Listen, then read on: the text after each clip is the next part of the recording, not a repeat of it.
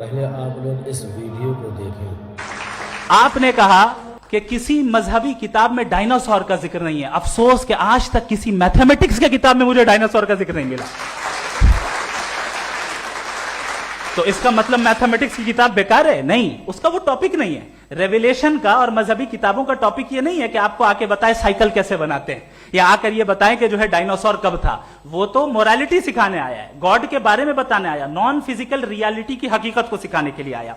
Religion science को रोकता है? नहीं रोकता। अगर रोकता है तो गलत करता है।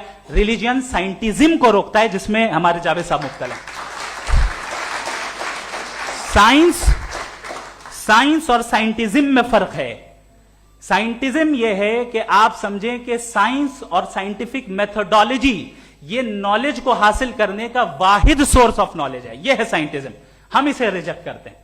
हम साइंस को तो तरक्की करते हैं, भाई आप हमारी पूरी तारीख कर लें, पढ़ लें तो आपको पता चल जाएगा। बहरहाल ये अलग टॉपिक है।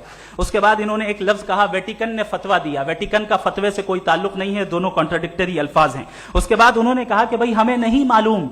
अगर नहीं मालूम तो क्लियरली कह देना कि नहीं मालूम है, इसमें क्या हरज है?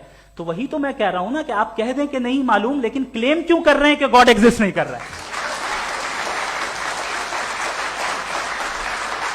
आप कह दें नहीं मालूम है, हो सकता है हो सकता ना हो, लेकिन आप क्लेम कर रहे हैं। The moment you say God does not exist, this is a claim, and now the burden of proof is upon you too, जैसे हमारे ऊपर है।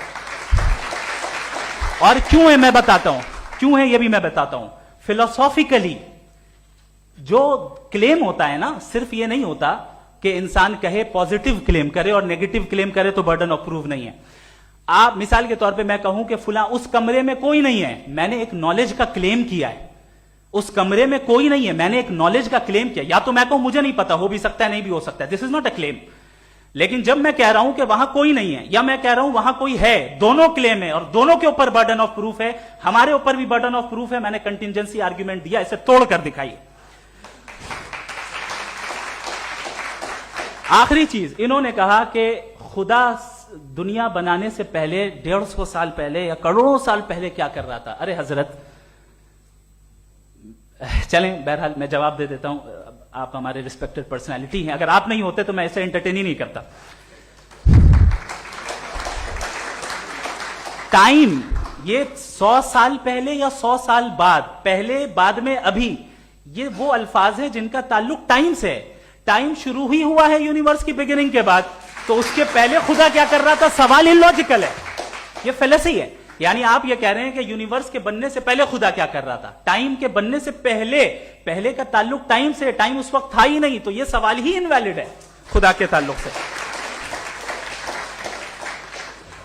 दूसरी चीज, आर्ग्यूमेंट ऑफ कंटिजेंसी जो मैंने आपके सामने पेश की है, आपने बार बार ये प्रूफ किया और ये कह रहे हैं कि गॉड ऑफ गैप्स।